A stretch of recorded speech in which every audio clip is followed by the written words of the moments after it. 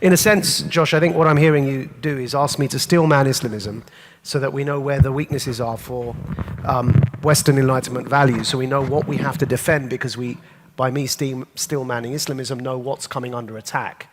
And that would be, I suppose, the purpose of this exercise. So I will steelman Islamism with the caveat that everyone understands here that I haven't decided to renege on my... And just for people who aren't up with the jargon, just remind them what... Get a video of you. This is, just remind people what steel manning means. Right, so the best way to build, to respond to your adversary's case is to actually respond to what they are saying rather than respond to what you are imputing that they are saying. If you impute that somebody is saying something they are not, it's called a straw man. And of course, you find yourself not responding to their actual point, much to their frustration. And it's much healthier for conversation, but also if you want to change somebody's mind, that you respond to what they are actually saying. And so to build an argument for what somebody's actually saying is called to steel man, and in a sense it's the opposite of a straw man. As I said, that's imputing something to somebody when they're not actually saying that. So I will steel man Islamism for the panel. And I suppose we can go from there, because then we know something. We know, all of us here, obviously, by definition, are concerned about building a case for the defense, but beyond defense, I suppose, the propagation of Western Enlightenment values. I put the word Western in quotation marks for reasons we may want to come to later. But Enlightenment values, essentially. And because they are the best that we've got at the moment. And they're the best of a bad bunch of ideas. I think Brett will come in at some stage to talk about why there's some weaknesses there, but we need to know where they're being attacked, and we need to know where the blind spots are. So let me start with this. If you look at the notion that we in the West genuinely and sincerely, as societies, but especially as governments, care for liberal, secular, democratic values, that is actually quite easy to attack. I could actually still do it today. Because let's start with our foreign policy, and it's quite easy to see where, depending on where our economic interests may lie, that we will, in some instances, proactively support dictatorships abroad, and in other instances, proactively undermine democratic countries, if they happen not to align with our economic interests or indeed toe the foreign policy line that we want to take. And there are clear historic examples of that, but the contemporary examples, that kind of stand out for us are especially countries like Saudi Arabia, where we've had historical alliances and relationships with absolute, total dictatorships. Now, the only region in the world where an absolute monarchy still reigns, and when I mean an absolute monarchy, I mean that the king can literally decide whether you live or die on a whim, is the Gulf, it's the Middle East. And they are, whether it's Saudi Arabia or whether it's other Gulf monarchies, they are reigning supreme. And so the line the argument or the notion that we sincerely as societies and as the state care for the advocacy of democratic values falls apart, especially when not that we're dealing with these countries on a pragmatic basis, but when we have a relationship with them where we share in their advocacy of their medieval culture. And so that may change now in 2018, but certainly from the invasion of Afghanistan onwards, we've had a very unhealthy relationship with Saudi Arabia, where we have subsidized the proselytization of a certain type of Saudi foreign policy. And so the Islamist argument would be that in terms of foreign policy, of course, the interest for freedom and democracy and secularism collapses the minute economic interest comes to play. And that's, in essence, the critique of capitalism.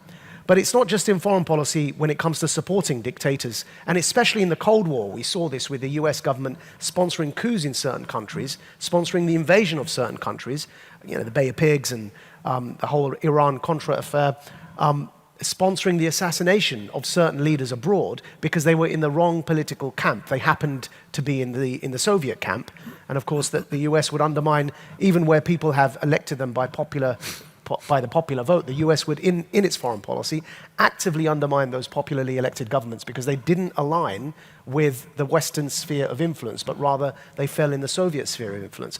And so Islamists seize upon this when seeking to recruit Muslims to say that their advocacy for Western secular democratic values is insincere. But it becomes even more potent when you talk about it in the case of invasion of countries, right? So here you have President George Bush, who wants to, who in the name of freedom and democracy wants to spread that and decides the best way to spread freedom and democracy is by military occupation. And so, you know, it's often sometimes the obvious is staring at us in the face, but because we're not subject to the consequences of that obvious, it isn't as important a point for us. But I can guarantee you that the case for freedom and democracy in the Middle East was dealt a serious and severe and literally violent blow by the invasion of Iraq. And there was no Al-Qaeda in Iraq before its invasion. There certainly was no ISIS before there was before the invasion of Iraq by Tony Blair and George Bush. So there is also the sort of that element of occupying countries that we don't like. You know, the 9/11 attacks were planned in Afghanistan. Iraq had nothing to do with it.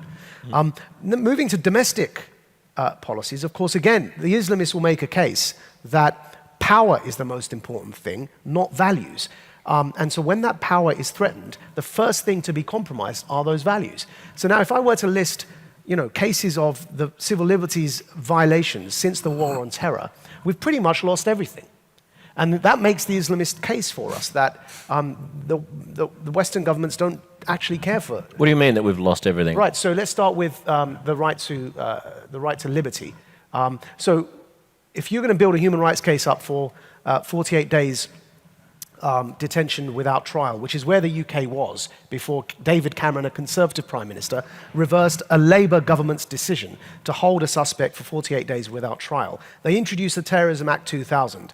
Schedule 7, which took away the right to silence under interrogation, and it became a criminal offence not to answer the police's questions if you're held at any port of entry and exit in the UK under the Terrorism Act 2000. So the right to silence, which people, what they call the Miranda rights, which people cherish, it's been removed. It's been removed, and Lawrence Southern was held at under airports. this. At any port of entry or exit in the UK, right? And of course, it all begins from that, right? So the extradition, for example, rendition. I'm getting I'm confused about one thing, though. Yep. All of these. I'm still in role play, by the way. Yeah, no, I know, I got that. Yeah, but it seems like all of these erosions of our commitment to Western tolerance and our Enlightenment values are in the direction of values that Islamists would endorse. Precisely. Right? So like, Islamists are not concerned about democracy and the maintenance of civil liberties. But that's their point. They are trying to, very, very openly and frankly, candidly, trying to build societies that are hierarchical. And when we offer a response to that and say, well, we don't need that because we've got societies that are free and open and we don't want societies that are hierarchical, right. Their argument would be you're living in an illusion. So it's hypocrisy. The charge is hypocrisy. More than that there is no such thing as an open society. And so if you're going to choose between hierarchical societies, if you're going to have a man that's going to tell you what to do or God tell you what to do, that's their kind of logic, right? But they're both hierarchical and opaque societies.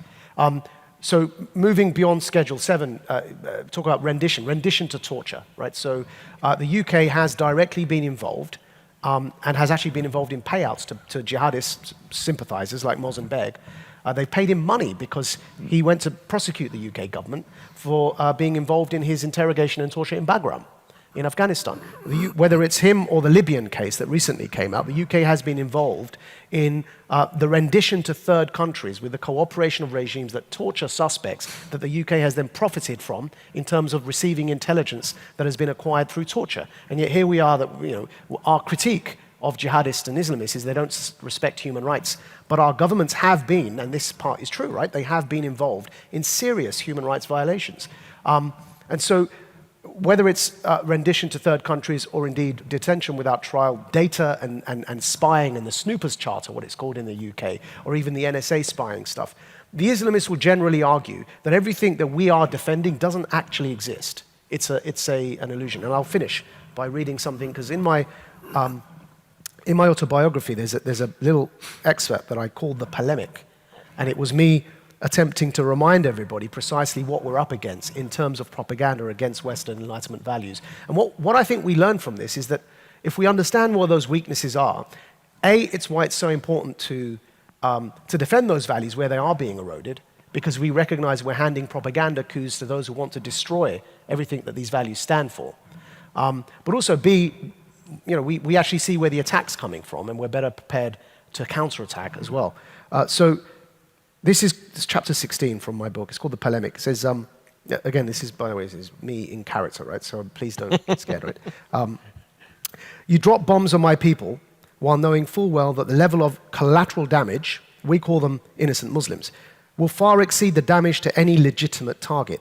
For you, killing our children en masse, and you still call it collateral damage, is an unavoidable consequence of pursuing your policies in our lands. To us, they are simply children. Don't you think we've been crying too, like you are now, for years? Do you think we felt no pain as you raped and plundered our lands and bombed our cities? What lands, what cities, you ask? Your arrogance is only compounded by your ignorance. Look to Iraq. In order to remove Saddam Hussein, after the Kuwait War, you killed over 500,000 children because you could. Because you could. And because my people were too lost, too defeated to be able to stop you. These are our children. We cry for them even as you feel absolutely nothing. What of Leslie Stahl's question on 60 Minutes, posed to Secretary of State Madeleine Albright? She said, "We have heard that 500,000 children have died. I mean, that's more children than died at Hiroshima. And is the price worth it?" Albright's callous response is etched in our memories, staining our innocence with her venom. She said, "I think it is a very hard choice, but we think the price is worth it." And you wonder why we're so angry? You wonder even now why, after all these years, as we speak these words, we are consumed with rage? The price of killing 500,000 children with your depleted uranium bombs is worth pursuing, but woe be to us if we ever strike back. In your world, Albright's interview was barely mentioned. A Dow Jones search of mainstream news sources after the attack turned up only one reference to the interview in an Orange County newspaper. But in our world, in the hell we live in, this is major news. We will not forget our dead just because you have no feelings. Is killing innocent civilians justified only for your own foreign policy interests? You claim that, unlike us, you don't target civilians, that your intentions are noble, that you seek only humane concerns. How many deaths of untargeted civilians by your hands entitles us to respond? 5? 10? 100? 500,000? Are 3,000 deaths enough to make you feel the pain of each and every mother you untargeted with depleted uranium? If not, then know that our intentions in bringing you death can also be noble. We too shroud destruction in humane concerns. You do not have a monopoly on reaping devastation off the back of good intentions. So don't you dare claim such a thing. You can support, fund, and train dictators in our lands who've been torturing our brothers and raping our sisters in their prisons for decades. And yet you invade our countries claiming to bring democracy? And you cite international law at us while you willfully ignore Israel's occupation of Palestine as defined by the United Nations itself. We will never forget your friendship with Mubarak and Assad, your unconditional support of an occupying Israel, the way you used us as mujahideen in Afghanistan only to turn on us once you got what you wanted. You chose your side and we have chosen ours. We've come to know that no amount of civilized pleading, no amount of appealing to your humanity, for your mercy, no amount of playing by your rules in your game will move you. You are stupefied in ignorant bliss while we bleed and secrete pus from every orifice. There is only one thing you people value and cherish, and that is your own lives, your own happiness, and your own selfish oblivion. If inflicting upon you even an atom's weight of the pain we suffer at your hands wakes you from your stupor and forces you to listen to our cries as we drown, then I'm afraid we have finally decided that though it's a very hard choice, the price we think is worth it. Mm. All right, you've won me over. I'm becoming a jihadist. Yes. Yeah. I'll send my bank account details. You can send me the check later on. I think the wise thing for you to do now would probably be to counter that steel man. Well, I think everyone else can do that. I've spoken too much. Sam? Well, I actually would add to the side of the balance against the Enlightenment, in that I think there's more to the case for, there's more that explains why we find ourselves in this uncanny position of having to defend Enlightenment values and reason and a scientific worldview against creeping theocracy and just naked tribalism, populism, all these eruptions of seemingly archaic and discredited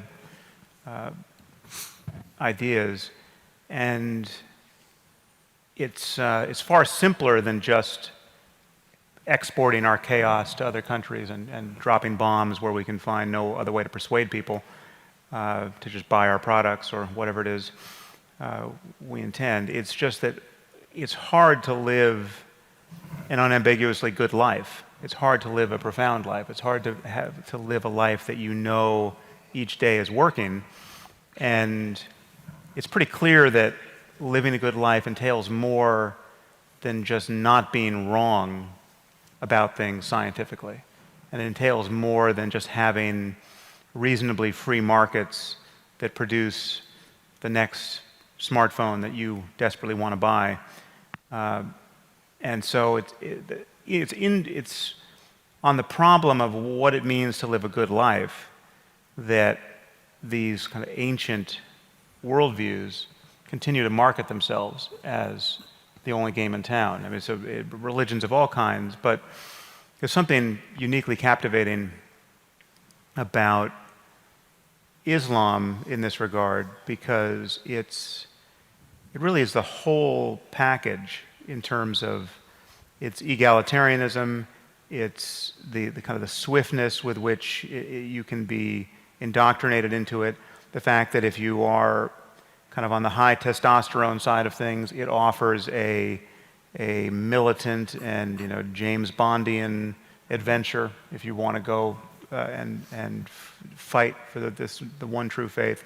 And so it offers meaning in a way that's really, it's just off-the-shelf kind of meaning that you can get. And what we're struggling for, I think, in a secular context is how you can connect people with meaning and purpose and profundity without lying to them or causing them to lie to themselves about the nature of reality or what we have every reason to believe about it. And that's a challenge that we're trying to meet, I think, in piecemeal ways, but I think we're all to some degree or another suffering the lack of a shelf in the bookstore that has no bullshit on it, that does describe a philosophy of life and a way of living that is more than just seeing what's on Netflix every night. Would that be, are you describing the power of myth? Yeah, I was just going to say, somewhere in North America, Jordan Peterson is just waking up, bolt upright in bed, going, "What bullshit? There's not bullshit." Sorry he couldn't be here. It's too damn far. Douglas. Yeah. It's bloody far. Douglas, the loss of meaning in the West and the loss of a spine amongst Western intellectuals, the loss of a sense that there is something worthy of defending is one of the themes that you come back to a lot. Sure.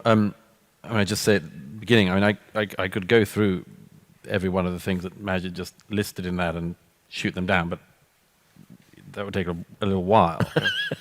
Let me just make one observation about the list, which is the enormous risk that often happens of people absorbing the arguments of opponents who do not wish you well.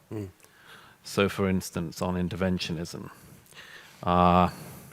you never hear, in fact, I've said this to Maajid before, but I've never heard anyone from the Islamic world say, "Thank God for NATO." Yeah.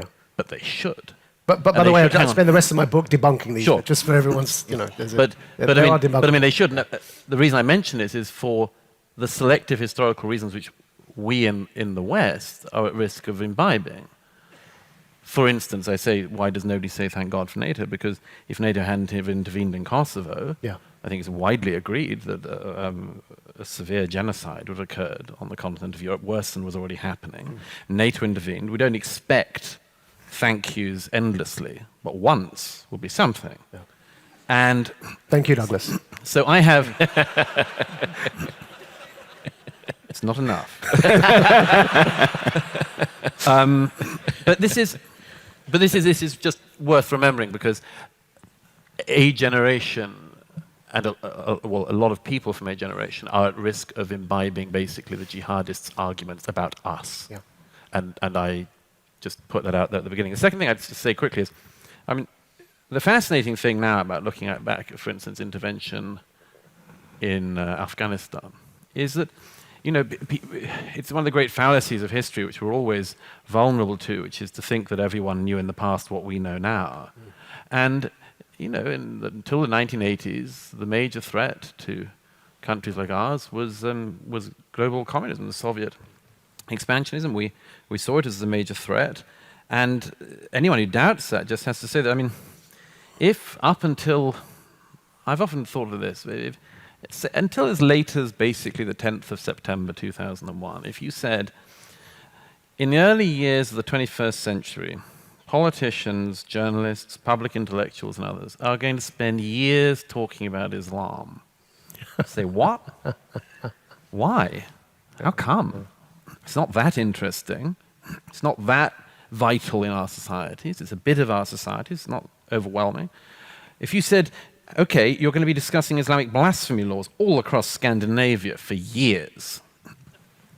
Why? And the jurisprudence of face veils. Yeah, and like you're going to be the major debate in the UK in August 2018 is going to be the burqa. Yeah. How does that happen? I don't see I don't see the way. That is a bit surreal, isn't it? So here's the deep underlying thing, which is that religion's back. And most people in the West don't know how to talk about it or think about it. And I've just got this endless concern about this matter, because I've had this conversation, as I think a lot of other people here have, for years with politicians and others, and they still don't understand the nature of this. And I just give you one example quickly. A little while ago, I was speaking to a TV producer who came over to me at a party somewhere and said, it was at the height of ISIS, and she said, what do ISIS want, Douglas? And I thought, oh, okay. Well, they're actually quite upfront about it generally. Yeah, they're quite. They've done a lot of speaking about this and a lot of writing, and they basically want to bring about they invite the world to Islam and bring about the end times. And this woman looked at me and she said, like, she said, well, that's ridiculous. I mean, they can't. I said, what do they really want? And I said, well, they say that they want to invite the world to Islam, or their version of Islam, and then bring about the end of times. And she just looked at me like, I don't see that. I don't. So, and then I realized, well, if I just said to her, basically what ISIS are after is like a 2.5% reduction in VAT, she'd have been all over it. Oh, yeah. Oh, I see. Well, would they settle for 1.2? You know, we'd have been able to talk about it. It is a bit high, isn't it? Let's find some compromise. But she had no idea. And that for me, in a nutshell, is one of the things, one of the many things we're walking through at the moment, is the inability of people in societies like ours to realize that some of our opponents believe that they have the explanation for everything, the justification for everything, the meaning of everything, now, yesterday, tomorrow, and to the ends of time and eternity. And we say, come again? At the very least, we have to educate ourselves about this.